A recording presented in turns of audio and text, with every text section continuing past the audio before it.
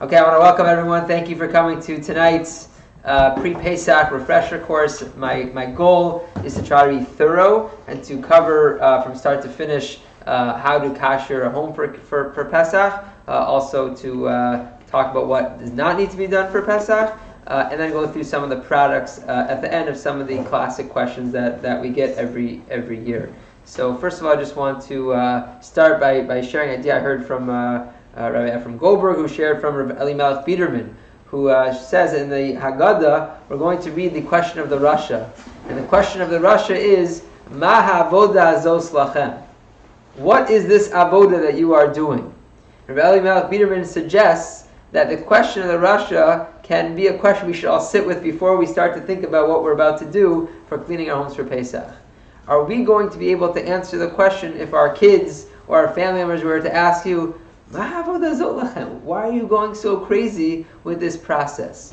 If you don't have a good answer to that question, so you might be doing something wrong. We shouldn't be stressing ourselves out to the point that our kids are asking, why are you going so crazy above and beyond the necessary? We should still have our sanity at the end of the next 2 weeks and still have Simchas HaChaim when we come to our Leil Pesach. As we mentioned the other night, it's not a win if by the time you get to the Seder you're so exhausted that you really have no energy for Simchas HaChaim. Okay? So on the positive note of questions, yes? Shouldn't the question be, do we have to go so crazy? Well, we're going to talk about trying to find a way to simplify kashering for Pesach. Those with little kids, it's always a little bit more tricky, but part of tonight's conversation will be what are the ways you can do it in a way that will be a little more sane and make the next 2 weeks a little bit easier on all of us, with the caveat that if you have little kids in the house, it's a little bit just trickier to try to figure out how to keep track of all the chametz. Okay? So on a positive side, we should also have in mind, if we're spending all this time searching for chametz, to remind ourselves before we start the process that the Sfarim Bakdoshim compare chametz to the Se'or Shebe'isa, the Yetzer Hara, the part of us that that we're not so proud about. And so while we're going through cleaning, so we want to have in mind that we're also trying to use this time to be a little bit introspective and think about things of myself, my anxieties or my vices or things that I also want to clean out in my own sense of self. We can put a little bit of a positive spin to think about that we are doing a mitzvah in cleaning and preparing for Pesach. Okay, so let's get into it. The Torah tells us, Tashmisu sorim b'ateichem, you have to get rid of all leaven in your house, and there are many formulations of what exactly is the prohibition of chametz. So the Torah tells us famously, Bal Yerah, Bal Yimatzeh. The Torah tells us you're not allowed to own chametz, you're not allowed to see chametz. So Chazal tell us that when it says you're not allowed to see chametz, it's really referring to chametz that you own. There's no problem if you're walking in ShopRite, walking in the aisles, and you see chametz, you don't have to have blinders on and keep your head down. We will talk about the fact that chametz is unique in that there are 5 different prohibitions. Chametz is unique; it's more chamer than other typical isurim in the sense that you can't own it. You can't derive benefit. It's usher. You can't usher b'mashu, usher even a little bit, and chametz chametz nuksha. If it's in a mixture, it's also prohibited. So because there are, it's more chamer. So that's why there's a lot of craziness when it comes to cleaning for Pesach. We have to know what exactly is the Isser itself. Talking about walking through the aisles, the poskim do talk about you shouldn't intentionally walk by a bakery, intentionally walk by a cologne or perfume shop and absorb the smell, but obviously we have to be normal people. If you're walking in a mall during Pesach and you walk by unintentionally, so it is what it is, but we shouldn't deliberately go out to try to smell and enjoy this aromas of chametz. Yes? Suppose you get those things in the mail, those things where you rub and you get the smell when you open it up and you get the smell. So if you have to rub, so just don't rub. You throw it out. But another shot that I was gonna talk about, just mention it now, is what about every year? It seems to be, at least when I was a kid, General Mills would always send little boxes of Cheerios, their new Cheerio to try out. They hardly do that anymore. It doesn't happen so much anymore. When I was a kid, it was a bigger shiloh. So in generally the concept, Zachin la'adam shlo b'fanav, Your chutzner can be corner for you only if it's beneficial for you. If the delivery guy drops chametz in your, gives you a free pizza from Domino's, and you don't want it, you can't be forced to own something that you don't want. So basically, if it happens, you just have das. You see it on the ground, das. I have no intention of being kona this chametz, and then you go and dispose of it. Preferably just this. I mean, you probably put in your own garbage, but even better, put it into a public trash can outside. Okay, so first of all, just a little some background information. Defining chametz. Chametz is considered something that comes as the derivative of the 5 grains that can become matzah: wheat, barley, rye, oats, spelt. The only difference between chametz and matzah is really a function of time. Literally the 18 minutes, and the idea that there's just a fraction of a difference between what we're celebrating the mitzvah of matzah and the isser of chametz. There is a minhag brought down. The Ashkenazic minhag is not to eat kitniot as well. There are many reasons given. I know it's not the most fan favorite of the minhagim of the Ashkenazic tradition, but there's a whole list of various legumes that we don't eat on chametz that we don't eat on Pesach as well. However, it's important to note that when it comes to kitniot, you are allowed to own kitniot on Pesach. So, and you also are allowed to get hana from kitniot on Pesach. So, if you have your mustard and you want to leave it in your fridge, I wouldn't put it in your fridge you're going to be using, day to day on Pesach, because you don't want to come back and use it. But you wouldn't necessarily need to, sell your kitnios. Does not need to be included in the sale. And when you talk about pets, so if your pets are able to eat a kitnio diet, so you can get hana from kitnio, just not hana from chametz and stuff. Yeah. Does the mustard have to be a closed jar? Or if you have some mustard left over, just wrap it in a bag and stick it in the. Right. So anything which is open that you want to refrigerate, just because you don't want it to ruin. So you could have what I would recommend, if you have like a spare fridge in your basement or whatever, just block it. Label it with a big sign. I put it like a tablecloth or big napkins over it. Cover it so you shouldn't be seeing it just because we're afraid you might come to grab the mustard, just not really paying attention. It doesn't necessarily have to be a closed jar. Label it very clearly. It does not necessarily need to be a closed jar. Usually in our spare fridge we have a little one section of the various kitniot salad dressings and stuff that are not chametz gamer, but they are mustards and the like. Okay. Another thing just about mechiras chametz. So in order to get rid of chametz, we do bittul, we do bedika, and we also do mechiras chametz, we do a sale as well. I recommend everyone doing a sale. The sale is good because the sale, we're expansive as possible in the sale. It will sell your most expensive stuff. We'll even sell the crumbs in your house. So the sale is good as almost like a backup. So whatever you're planning on doing for your cleaning, the sale really covers it, in addition. But even just because you're doing a sale doesn't mean you don't have to clean for Pesach, because chametz is unique in that the Chazal tells, the Gemara tells, lo bedili inshi minei. People eat chametz all year round. So we have to be more stringent. There's so many different preventative measures in order to avoid chametz being found. Because if you find it, you might pop it into your mouth, just not thinking because it's kosher. But in order to prevent that from happening, so that's why we do clean our homes in addition to doing the mechira as well. Okay, so let's talk a little bit about the mechira.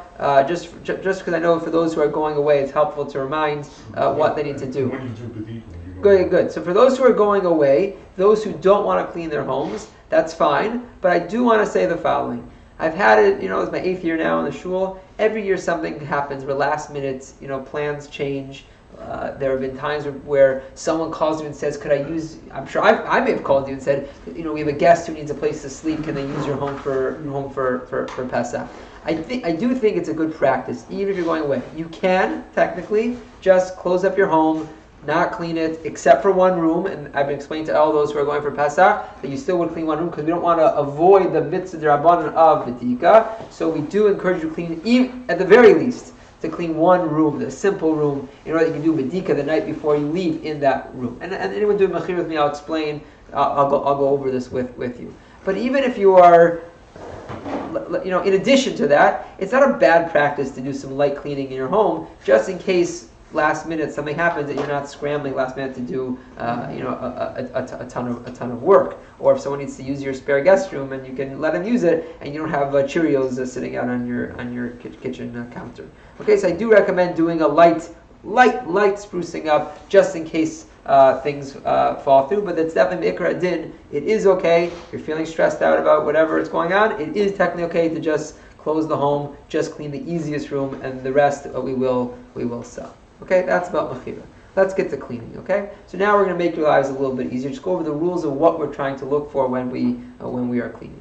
So the rule number one is that essentially there's a machok in the Mishnayos how deep you need to be checking your barrels, how deep you have to be thorough in investigation for chametz. But at the end of the day, the way the Gemara works out, essentially you only have to look in places where it's normal to bring food. If you're in a room in your home, like your spare bedroom, or your boiler room, or your basement, and you don't have little kids, and no one goes down there with food, and your rule is no one goes down there, you really don't need to check anywhere where it's not customary to bring food. That's a subjective statement. It depends on what is your practice. I grew up in a home where we knew with an iron fist we weren't allowed to eat outside the kitchen. So in such a home, going crazy in all the upstairs bedrooms was we still did it because that's what we did. But technically, what I'm trying to say to you is tell you with an ikra thing, you don't need to check in any rooms where people don't bring chametz. Big caveat is if you have little kids, because if you have little kids, you really don't know what's going on. Definitely in your kids' rooms, I think all is fair game. You don't know, they could be storing lots of snacks in their room. You never know. But assuming you don't have little kids, it is totally fine not to check rooms that are not the derech to bring in food. Another rule: you don't have to, based on this, you don't have to check anywhere. If you're using a ladder, that's called spring cleaning. That's not called cleaning for Pesach. If you're looking at the bottom shelves where no one puts food on the bottom shelves, not in your kitchen, but in your where your svarim are, where your library is, your office, if you're bending down, no one puts food, leaves a sandwich on your first shelf, that's called spring cleaning. That's not cleaning for Pesach, and that's not what you have to do. In terms of your break front, in the Mechira, we don't sell the kalim. In the Mechiras Chametz, the reason is because there's a shaila if we sell the kalim to a non-Jew, whether or not you have to do tefillah when we buy it back. So we don't sell the kalim, but there's no isser looking at your kalim. So if you have a glass break front, in the glass break front you can see it, and your kalim are there from the rest of the year, all you have to do is tape it up or lock it up if you have a lock. If you don't have a lock, often you just put a big piece of tape that says, chametz, do not open, whatever language that works for you, and that's all you have to do. So you're allowed to see your vessels even if you're home for Pesach, even if it's see-through. Okay, we already talked about your spare fridge. If you need to keep condiments or different types of things that will spoil that are kidney, that's okay. I would go even as far as saying, what if you have frozen bread? Let's say you have some expensive cake that you've been waiting to eat, and you really don't want to get rid of it before Pesach. You've been waiting for your birthday's a week after Pesach, and you've been chashing this cake. If it's in your freezer, that's fine too. You can keep it in your freezer, but again, it needs to be covered and put away. It needs to be labeled. This is chametz. We don't want you to mistakenly go and eat your cake, because John Brown or whoever, if you're whatever your non-Jew is, if you're not selling through me, so the non-Jew, he has to have access to his stuff. He has to know where it is. But technically, he's buying your frozen goods just like he's buying your liquor or your perishables. Okay, so everything just needs to be labeled clearly. Another rule: any chametz crumbs that a human wouldn't eat, if it's less than a kazayas, is not a problem. So that means that any grout, I have tiles on my kitchen floor, any grout that you find yourself, I'm a little bit OCD in cleaning myself, so not for Pesach, just all year round. If you find yourself scraping with steel wool on your ground, that's spring cleaning. That's because you want your kitchen to look nice, but that's not cleaning for Pesach. There's no Indian doing that, because whatever flavor that you might have spilled, some sort of liquidy stuff that got grout in your tiles, that is not what we're worried about. It's less than a kazayas, and the human's not going to eat it, so that's not a problem as well. I think when it comes to the general outlook of the house, the kitchen is really your main focus. When it comes to the rest of the house, I think you should vacuum. I think you should,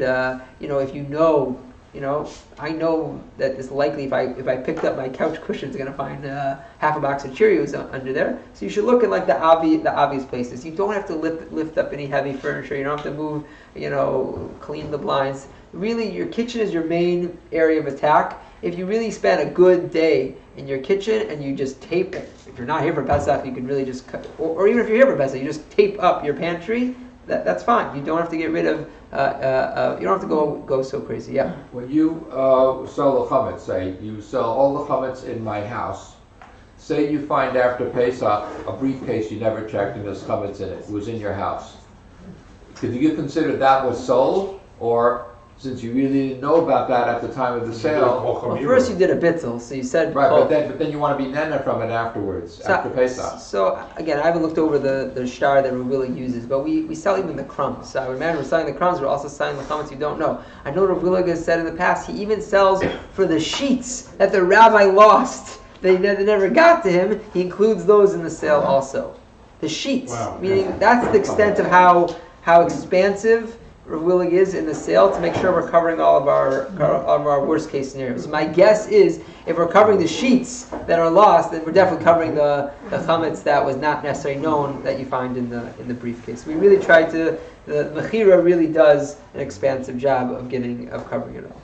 Okay, again, just a double-edged sword. Sometimes when we go so crazy cleaning for Pesach, we run the risk of it's a chumra dasi de kula. We're machmer on cleaning, and then we become mekel on simchas achag and enjoying the holiday as well. So now let's go through kashering the kitchen. I think kashering the kitchen is really the heaviest burden in the kashering process. So in general, when it comes to kashering, first of all, we have a concept of halacha called kevolo kach polta. The Gemara tells us that the way an item becomes treif or chametzik is the way we get it out.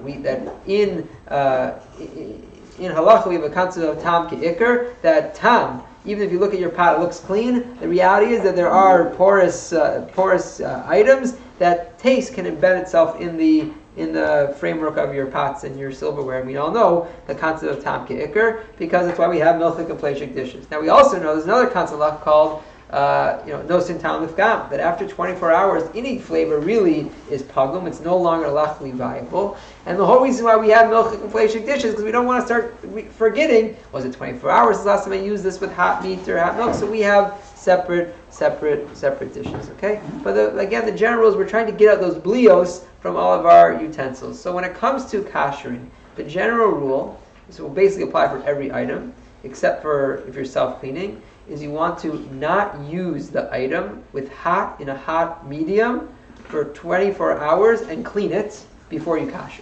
That's for every item. Clean it thoroughly, soap, whatever cleaning agent you need to clean, you clean it, you don't use it for 24 hours, and then you kasher it.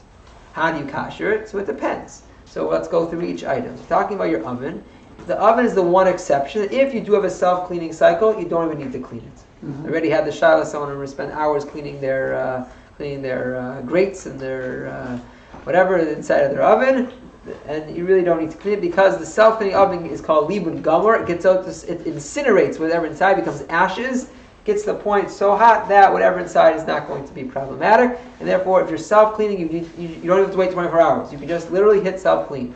But I will tell you, if you use self-clean, a few things. I've been told from my mother and others that sometimes these machines are really not meant to, even though they create the function, they're really not always so effective in functioning properly afterwards, and therefore it's advisable to self-clean your ovens well in advance of Yontif, a few days. I don't know what in case something goes wrong with your oven and now you need to get a new oven before Yontif. It's just good practice. Been there, done that. Good. Unfortunately, right? Good practice to do it a few days earlier in case something's going to happen. Right. Another thing to keep in mind though is if you're going to self-clean your oven, it's good practice that you're going to do it anyway. You're going to blow. It's going to get so hot anyway. You may as well get as much cleaned in there as possible. So, and this is really true if you aren't self-cleaning also. When you clean your oven, I advise taking all the metal grates from your stovetop and sticking them in the oven. If you have a frying pan, typically you don't kasher a frying pan unless because its frying pan is direct heat. So you typically need a blowtorch. I don't advise people going on blowtorches to get their frying pans. So I would, if it's safe. Again, I don't know which, maybe a certain frying pans is not safe. But if it's safe, I would stick my frying pan in the oven, whether it's self-cleaning or not. Once you're doing the cleaning the oven, you may as well kill two birds with one stone. So put your metal grates into your oven. Yeah. I'm going to interject there just for care. A lot of frying pans can't handle what your oven is going to put out. Yeah. That's not generally good advice unless you're very certain that's high-end stuff that can handle it. Okay. Also, grates in your oven, make sure with your manufacturer's instructions you can melt the grates in your oven with the self-cleaning oven. Would that be different for the Libun Kal? If you don't have self-cleaning oven, so it gets up to like 550. Right. Would that be okay? That would be okay. But with the self-cleaning feature, they try and push as high as they can. They can get up to 700 or 800 sometimes. And some ovens have grates inside that are not meant to handle that and will melt. A lot of the ovens today, it says, don't leave the grates in. Okay, fine. So maybe that was an advice maybe without the self-cleaning feature when it gets up to 550. So if you don't have a self-cleaning oven, then you do need to clean out everything inside. Make sure as best as possible when it comes to rust. Some posting say rust is, it can act as a barrier. You can't really clean it. Some folks would say, "What's rust?" Don't worry. You try your best. You try to get it as best to your original manufacturer state as possible. You try your best.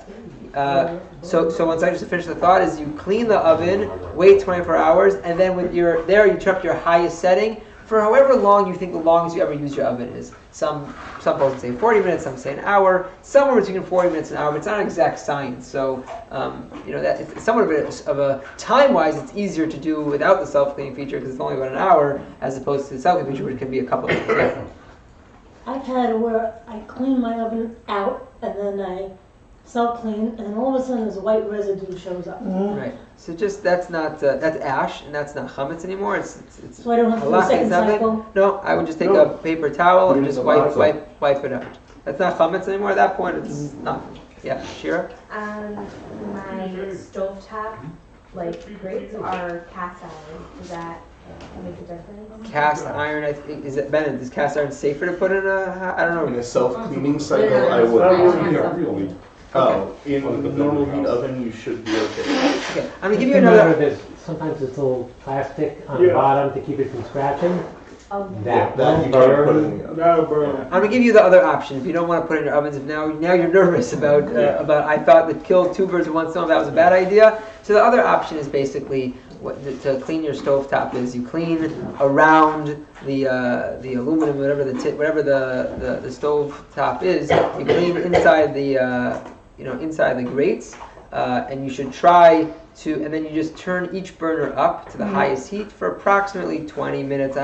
However long the highest heat you would ever run something for. I don't think anyone would run the highest heat. Even if you're making a soup, you don't run the highest heat for So you do that. You recreate the highest heat. So you put in the highest heat for 20 minutes each burner. I have been told that it's advisable not to do 2 burners at a time because if you do 2 burners at a time, for sure 3 or 4, you could melt your stovetop. It's not safe. And ruin the backsplash. And ruin the backsplash. Right? Yeah. You guys have had a good history? Yeah.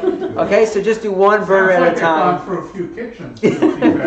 One burner at a time. Yeah. So going back to the oven, are you saying that even if you have self-clean, or whether you do or don't, if you put it up to the highest level, correct, it's the equivalent of self-clean? You're trying to recreate the highest it ever would have been on, because that's kabolo kakpolta. Whatever went in could only have got up to the highest heat. So your highest heat's 550. You're recreating whatever the highest heat would have been. And then you could do it for half an hour instead of the 2-hour.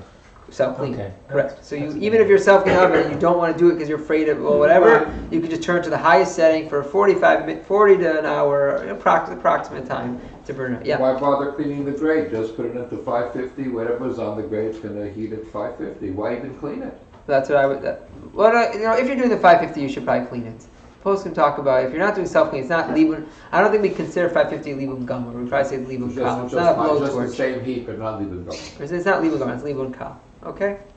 All right, so we talked about your stovetop. I know I have a glass stovetop, but it's not as common. In like the 90s and early 2000s, it was more common. So they say the glass stovetops, you have to be, post can talk about covering the area in between the burners for drips. You should try to cover it with tin foil. But the glass burners, they say, it could crack if you cover them with even with tin foil or any these aluminum pans, whatever. So you should be careful not to drip on anything that drips. If you didn't cover your glass, we can't cover it. If it drips, you should consider it chametz stick, and you shouldn't eat anything that drips on the area in between the burners. The burners themselves, the grates, if you don't want to stick in your oven, those will burn off when you turn it up. They're in direct. That's libun gomer. That's really in the direct line of the fire. That will take care of the grates themselves. Okay, yeah. I had once learned that you should burn it and then flip the grates over and do another 20 minutes. Sounds like a really chumrah. necessary? Sounds like a chumrah. So I never seen that. So sounds like chumrah. I just noticed something today I thought was very interesting. A lot of people have these hood ornaments. They're newer with some of the new stovetops. They have these hoods. Yeah. So the issue with the hoods is that food never comes in contact with them. That's yad sulediko. They're not really getting straight or not really absorbing tam. But there is a possibility that residue, steam, could cling to the hood ornament, and in theory, the next time you cook and there's more steam, in theory, it could drip back down. And so I saw to Rabbi, he says best to clean it just with 409 whatever cleaner, and then cover the bottom side with tin foil. That was the advice. So if you have one of those big hood ornaments underneath or on top of your stovetop, that's what you can do. You're also supposed to clean the backsplash directly behind your burner. There's lots of splattering over there. Yeah. So cleaning the backsplash, I would just advise doing irui, which is basically you take your kettle, hot water. First you should run your hot water itself to a running boil, and then you could take your urn and then pour it on the backsplash. Just so I don't forget, when we talk about koshering, and we're talking about hagala, so the first step you need to do is to kosher the pot that you're going to kosher other things. So if you have a tremendous pot that's big enough to kosher whatever items you want to do hagala in, so then what you first need to do is really displacement method. So you should fill up the water as close to the brim as possible, and then stick something in that will let the water overflow. Be very careful. I'm not trying to say don't. You're not doing dropping a huge boulder that's going to cause the water splattering. But if you can put some sort of utensil or something that will allow the displacement method to allow the water to gently roll over the edge of the pot, that's you kosher pot. You don't need to use a kosher for Pesach pot to kosher other things. As long as you kosher the pot out first, which is to again bring it to running boil, let it boil over. Once you have a kosher pot now to kosher other things, so we typically take any metal items, you could dump them in one at a time. Ideally, if you're using tongs, because it's very hot and you need to fully immerse it in, so then technically you should move where you're holding the tongs. Hold the tongs and then reposition your tongs in a different place. That way the spot where the tongs were, let the water hit every point of the item.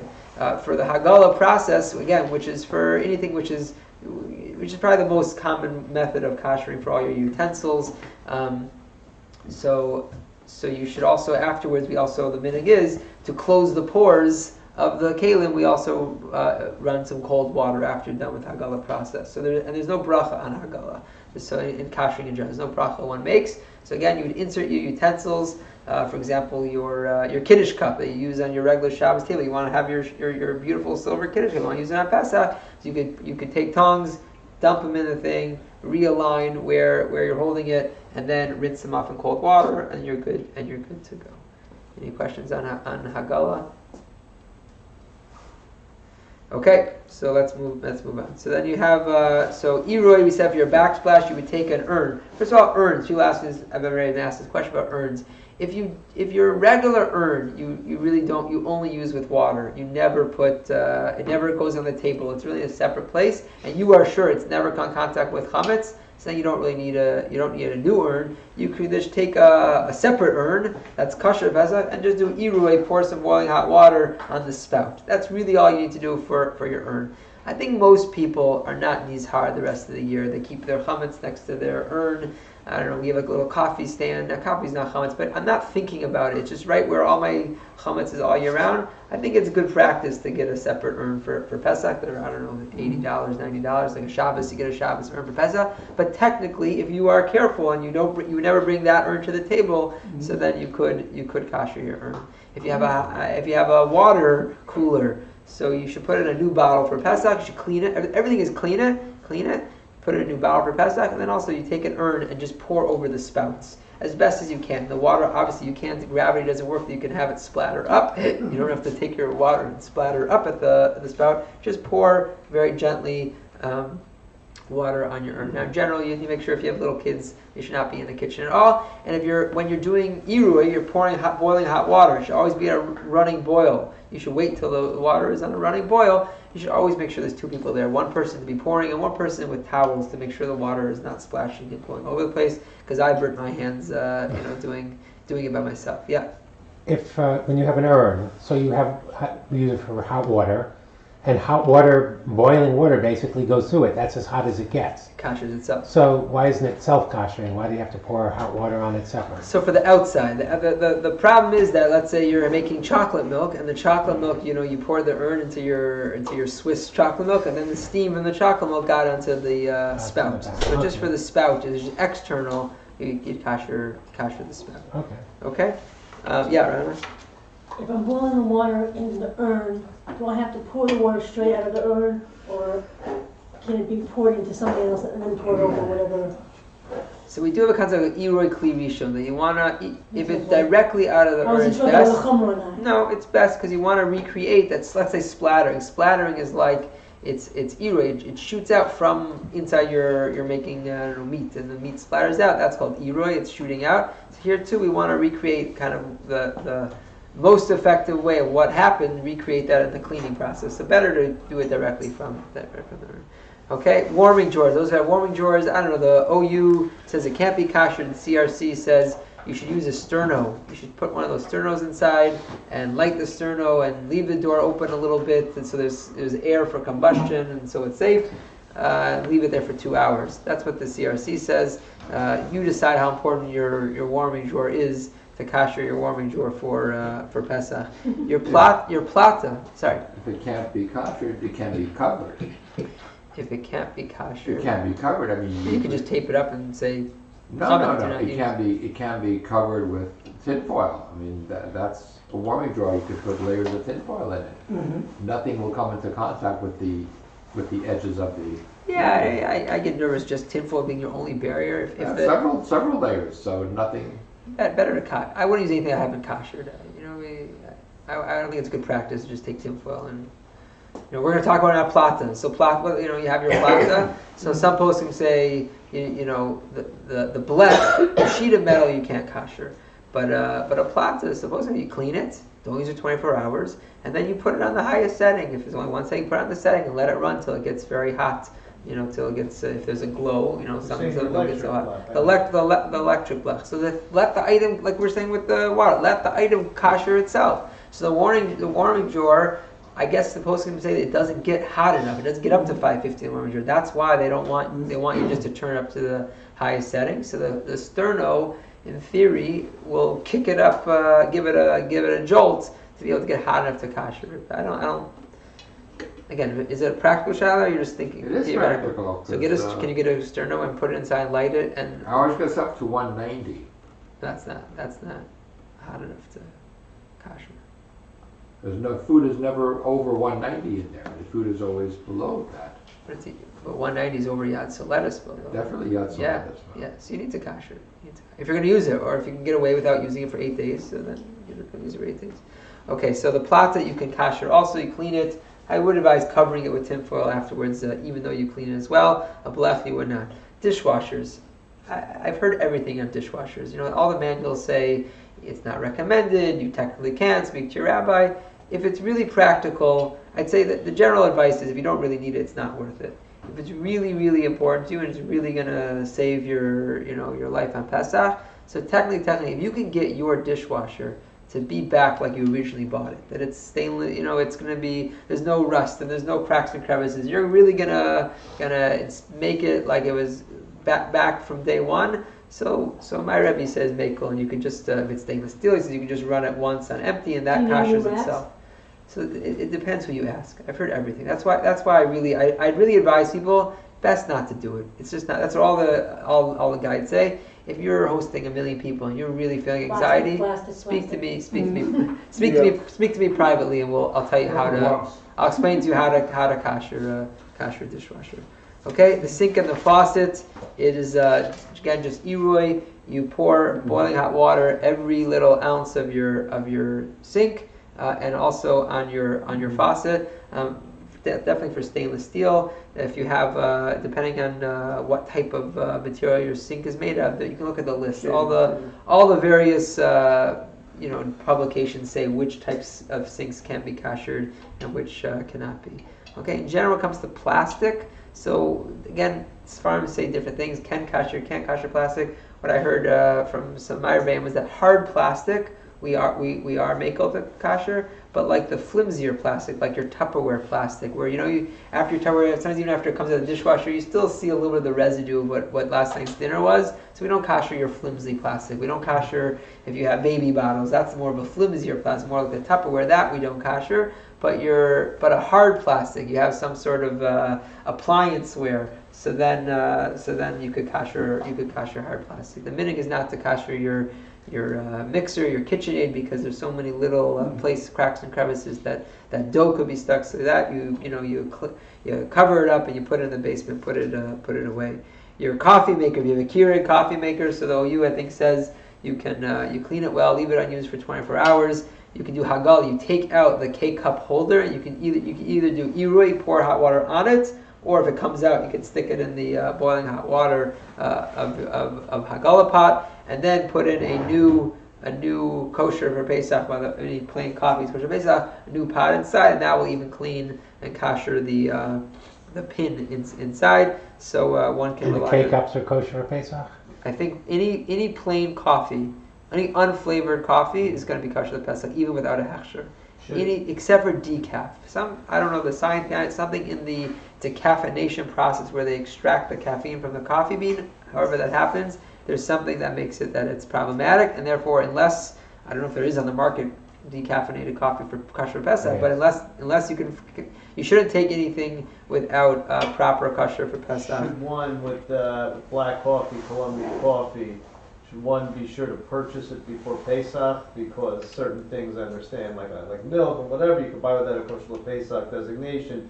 But to be machmir, batel b'shishim on anything. Well, milk is different because we're afraid. We really want to do batel for the cow feed that may have found itself into the milk. So any dairy products, the minhag is to buy before. If you bought before and you ran out, or if you just forgot to buy before and you are stuck, you can buy milk on Pesach, even if it doesn't say kosher for Pesach and dairy products.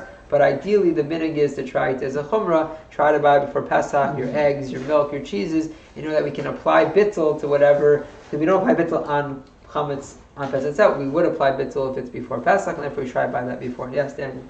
Going back, in terms of baby bottles, the only thing that's been in the bottle is formula, and there's never. I don't know if it's not really considered adam.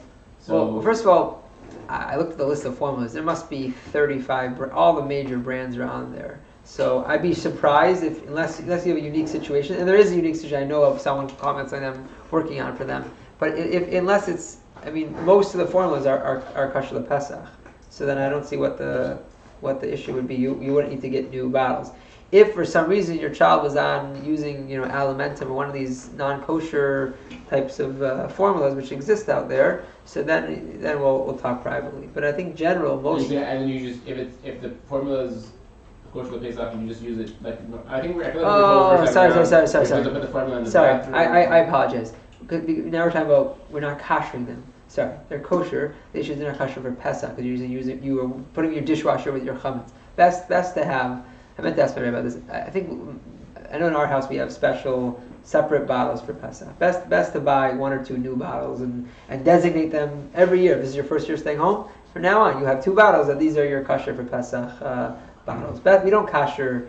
We try not to kosher the flimsy plastic. But I, like last year when we had to use formula, we always like washed the bottle in the bathroom. Oh, okay. So if you were very careful and you were intentional about how you're washing, you're saying the same bottles a whole year. Yeah. You wash in the bathroom. Yeah. You never put them in your dishwasher. Right. Wow. No, not the whole year. Like let's say because you're using formula and it's technically kidney oat. Okay. So then we would put it. Then we wouldn't use our kitchen sink to wash it. We would use the bathroom sink. On Pesach, you're talking On Pesach. about. Okay, but during the year, are you careful that it doesn't? Are you not putting your dishwasher with your chametz utensils? Is that? I never washed. You have to answer that publicly. Yeah, no, I don't care. No, I never washed my bottles in my dishwasher. Okay. But like in my sink, yes. Right. So if you're washing them with other utensils, it's probably best practice because splattering happens. You could, I don't know, your dishes sit with your Cheerios. You're sitting in the. Even with a new bottle, she's saying you bought new bottles, but the formula itself on Pesach, should that be in your kitchen sink? I think most formulas are kosher for Pesach. I don't think it's a problem. It was like that. It was technically kidney oat, but I The I don't know. ones The been list. washed The in list. There's so many brands. Doesn't make other things. Treif. Treif Yeah. with the belia, does it? No. No utensils. You don't. Kidney is fine. You don't. Yeah, I think it's fine. Okay. Okay. Barbecue grill. Anyone really wants to have a barbecue over Pesach? You really should do libun gummer. Some say that means a blowtorch. I don't recommend it. Some people say you need to get new racks. I don't recommend it. It's probably expensive. But if you're doing it, you can invite me. I'll come over. But in all seriousness, I'm planning the barbecue this year. You're gonna do I it? was going to do it last year, and then I was just Did he like, invite you? You didn't invite me? I don't know. I'm not inviting you. I didn't have the Don't answer wherewithal. his question. Okay. I didn't have the wherewithal to start, futzing with it. But if I were to turn it, because my grill, I mean, it's got soot on it, but I've never really cooked chametz on there anyway. You don't want to eat there anyway. The grill not get hot enough Did I- The barbecue sauce is corn syrup. Yeah. Right. I would get new. I think the postscript say you should use a blowtorch and get new racks. Why you can't just turn up the grill itself? I don't know. How hot does a barbecue grill get? It gets hot. I mean, listen, Libun literally. Like giving it a blowtorch. Right. I don't know why the posted talk about doing libun Libun, gummer. something literally gets white. I mean, that's the whole point of it, right? I mean, Lava comes in the word Lavan, so I don't think that a grill is. I don't know if the flames technically constitute Libun. Nothing technically constitutes that requirement. There's nothing you own that can stand up to the heat where it will turn white and then stay the same shape it was meant to stay. Fair enough. So that's not a thing You're you're saying ever Libun's going a to relative do. term. It's they're trying to tell you a thought, not give you a standard. But the answer is that you really can't kosher based on just raising the flame and Some seltzer also.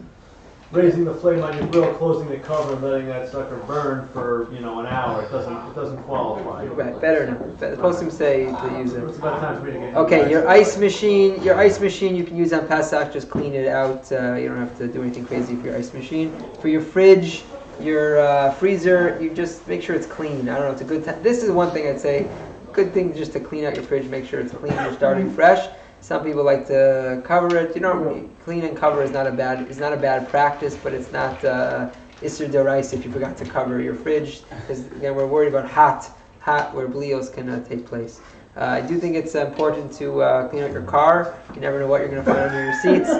Everyone put that on their to-do list, clean out their car. Their high chairs, if you have a high chair, so you should clean and cover, or clean and kosher. To kosher, you would basically for the tray you would pour boiling hot water over the tray. That would do it as well. Or you can just clean and cover it.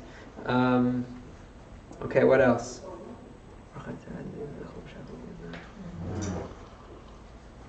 Okay, I think did I miss anything in the kitchen that you guys are wondering about? Countertops and microwave. Countertop, microwaves, good. You're good. Okay, countertops. Definitely depends on what you have. If you have a granite, any marble, any fancy countertops, you can just do libun. You just pour the hot water. If you have formica, the old school countertops, you're not supposed to use the boiling hot water on those. It's the best to clean and cover it. My wife, so the steamer is the big shaila. So what I've heard is any of the steamers that you buy at Bed Bath & Beyond, the $30 steamers, those are not the type of steamers that get create hot enough steam that would kosher your countertops. So first of all, the Ikar Adin, your countertops, I don't think anyone would say is putting a hot piece of pastrami and putting it directly on the counter and slicing it up. So we're really talking about almost as a chumrah kashering countertops altogether. But the poskim say that if you are going to try to use a steamer, you really need to use the not machine grade, but it's the commercial grade steamers, and those are not so easy to find. And I don't know, I've heard other rabbanim say whoever's gonna be that first guy to create the commercial grade steamer, he could make a lot of money off because there are. You got it last year from Amazon. You got one? Yeah. How much are they? About $100. Split it with Larry Robin. A commercial grade? Yeah. It's for removing, steaming and removing wallpaper and such. Oh.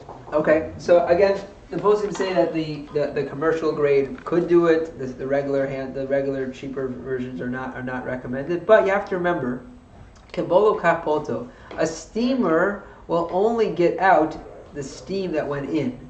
But most of the time that taste would have been transferred to your countertops is a spill. And a spill is irui. So in order to get the spill out, you have to spill onto it. So it's still better. You could steam it. No, it doesn't. Steam is always higher. No, it's not higher. It's not. Irui is direct fire, direct water coming from the Kli Rishon is a more effective way of getting out the belios than steaming. So I advise people, even though it's a little bit dangerous, you have to be careful, I advise people to try to do Irui Kli Rishon or just cover your counter. Another option is just cover it. Get nylon cheap tablecloths. That's what we do, and we cover our countertops. We've tried towels. We've tried different things. Every year we come up with something different to try to cover it. Okay, microwaves you can kasher. Different books say different things. Growing up, we always kasher a microwave. Essentially, take a styrofoam cup, clean it. Don't use it 24 hours, and then you put it on for about 10-15 minutes till it gets really, really steamy, and then you wipe it down. Then you should move the cup to a different spot and put it on for 10 minutes, and then it gets really steamy, and you can wipe out the spot where the cup was resting on before, and so it didn't get it.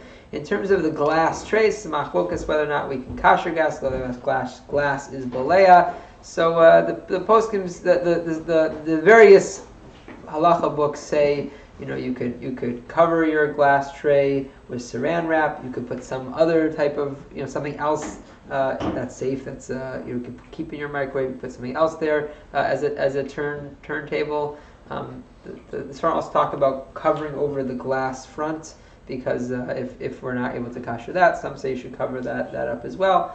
Again, you do your best. What I've heard is if you put your microwave on for 10 minutes and then you stick your hand in your microwave, you can actually get a sense. If your microwave is hot, that's a problem. It means that the walls are absorbing. If the walls are cold after running your microwave for 10 minutes, that means that most likely your microwave is not really absorbing any heat as well. Those are the microwaves you can better to kasher that microwave, not the ones that when they get very hot.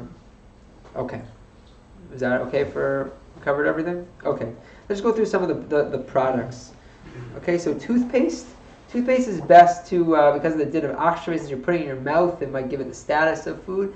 Toothpaste technically though is inedible. It's really a paste with some food flavoring to make it more palatable. So technically you don't need a hechsher on your toothpaste. But because so many of these the big brands are researched and we can find out what's kosher and what's not, always better to follow the guides. But if you're stuck and you can't technically toothpaste does not need a hechsher, but better to try to use a product that has a hechsher. Deodorants and colognes. Toothbrushes, do you recommend? I recommend changing your toothbrush. Right before Pesach. It's a good time anyway. Good reminder. Have you spoken to Simon about this? About changing your toothpaste, your brush? Change your brush. No. He always, every time someone asks him, he says, "Are there big chunks of food in your toothbrush?" And then he tells me that wants to change. I think he said, obviously it's a good practice. It's a good practice. People who have dentures, people who have retainers that can come out, this whole shaila of whether or not if you bite into hot chametz, whether your retainer or your dentures are problematic. So the advice is you could, if you're daring enough, you could pour hot water, that would do hagal. But my guess is you're not going to do that with your expensive pair of retainer or whatever. So just try to avoid eating hot chametz for 24 hours before the Isser Achila on Erev Pesach. Okay, I saw for the first time in the OU book that he said all deodorants are okay. It does not need to be a kosher Pesach. Usually in previous years, they usually distinguish between the liquid deodorants and the stick and the roll-on deodorants. That the spray is called, I might be pronouncing it wrong, denatured alcohol, or what, am I saying it right? Yes. Is it denatured or denatured? I don't know what denatured. So that technically denatured alcohol is right now in its state is inedible because there's bitter additives there. But if you were to break it apart back to its original factory settings, there is still viable chametz in it. So that's why your colognes, your perfumes, and your deodorants, the liquid deodorants, in previous years I've heard that you're supposed to look at the list and see which ones are okay. I did see the OU said all deodorants are okay without a hechsher. So again, if you want to look at the list and figure out if yours is on the list, great. If not, you have what to rely on. But there is a chumrah for the liquid denatured alcohol to try to put those away. Your mouthwash, you should put your mouthwash, right? Because your mouthwash you put in your mouth, so that you should, or make sure that it's on the supervised kosher list. Okay. Anything else though? Your shampoos, your soaps, anything, your plates and anything that they say, in Muncie you can get a hechsher on it. That we're not worrying about that stuff. That we're nothing to worry about. Even like I have Aveeno, Neutrogena, one of these face creams, and it has a big picture on it on barley or wheat. Or like even that. So that at the point where the food is, whatever grains initially were there that made that face cream, that is not edible anymore. No one is eating that, and therefore you can use your face creams, your shampoos. You don't have to look at any lists for all of these inedible items. Only things which are achshave that you're actually putting in your mouth, that might elevate the status of a food. So your mouthwashes might be a problem. Your soaps are not a problem. What was the question? Why is that different than deodorant? Which also you don't have in your mouth.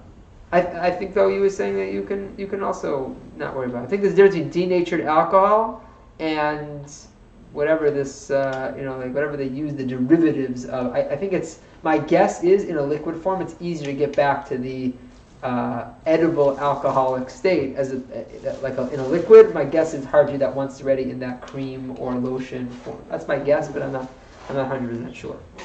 Okay. Detergent. What? Dish detergent. Dish detergent is fine. Anything inedible like that is fine. Okay? Pets, if you have pets, so your pets really, again, it says Isser Hana from Chametz, so you need to feed your pets kosher Pesach food. I thought I saw in the OU book, I might be missaying it, but I thought I saw there was a new website called kosherpaws.com.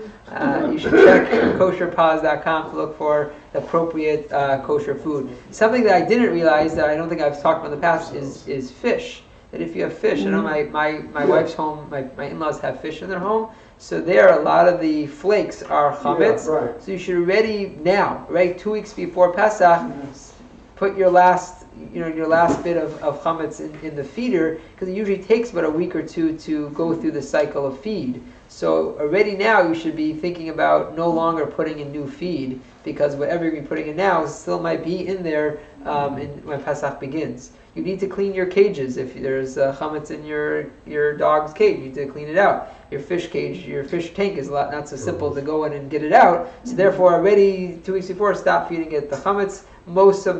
There are alternative fish foods. From what I understand, there are chametz free that you can use for that as well. And I just want to say something as a dog owner. I'm just going to try to end by 9. That's if anyone's wondering when we're going till. I only have a few more things left. So. Don't forget about when to do bedika for people who are going away. Sure.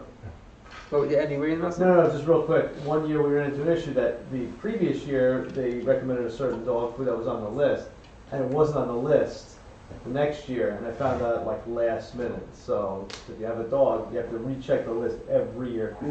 They change. Okay. Yeah. Okay, just so I don't forget, in terms of bedika, for those who are going away for Pesach, for everyone, you only make a bracha on your bedika if you're here the night before Pesach. Yud Daled Nisan. That's Thursday night this year after Tzeis. If you're not here that night of Tzeis, you don't make a bracha. And I guess if you're there the next day, you forgot, you would still make a bracha the next day. But if you're traveling, the night before you leave for your trip, if it's not Thursday night, then you would make a bedika without a bracha. You would basically just do a cursory look. Again, that's why all the people who are leaving, we're still going to clean one room. So you're really only doing bedika in that one room because we're not cleaning the rest of the house for those who are leaving for Alav Pesach. So everyone's going to do a bedika no matter what. And I would advise wherever you're going to be, if you're going to a hotel, you would do a bedika with a bracha on your dalid on that Thursday night. If you're going to a hotel, if you're with your kids or whatever, so then you'll listen to them make the bracha in their own home. You're going to your parents or in-laws, so you listen to them make the bracha on their home. You still do a kol chamir on Friday. And you'll still do a kol chamir on Friday, correct? Mm-hmm.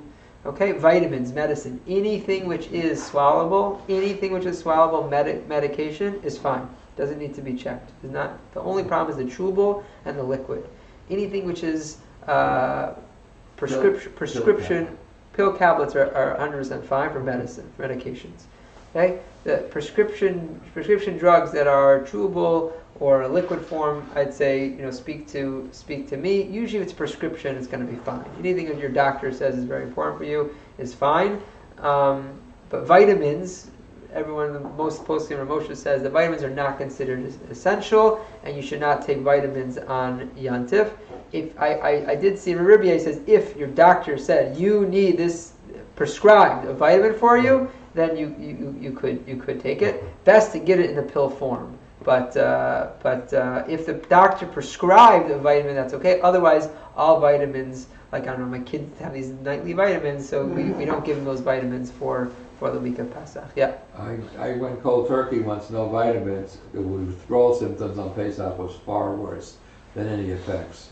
So right. I think there is a website called koshervitamins.com. But I would advise vitamins now. You might pay a little more of a premium, but there is a website. There are ways. There are ways to look into this. Okay. The other thing I have is garbage bins. It comes up every year. A disposable. How are you supposed to? Usually, you put your chametz into your disposable your garbage bins, but your garbage you own, so you haven't really got it out of your property. So I don't know what sections you guys all are in. I happen to be in a section where I pick up this year on a Friday, which is perfect because I won't, I'll have left Thursday, and then I'll put it on my bin, and they always come before the 6th hour of the day. Right. So you can be careful. You'll be fine if you have garbage pick on Friday. So if anyone here doesn't have garbage pick on Friday, someone. Rabbi's house. Yeah, so someone who has garbage pick on Friday. So put your. You are also my section. For the low fee of, you can bring your garbage. You can bring your garbage to one of your friends. There's Friday pickup this year, so we avoid the whole issue. Okay, I think I went through everything I had on my list. Any questions or comments that people want to know? Okay, you are more than welcome to call, text, anytime, email. I've learned a lot of information about this to be able to share the information with others. This is just an attempt to kind of go over what I think is the basic overview of getting ready for Pesach. And wish everyone a Chag Kasher V'Sameach. As much effort we're going to put into the cleaning and the worrying, we should be zocha to also put into the enjoying Yantif. And I hope everyone has an enjoyable Yantif just around the corner. And next week's a regular Shiva. We'll do a regular. Okay.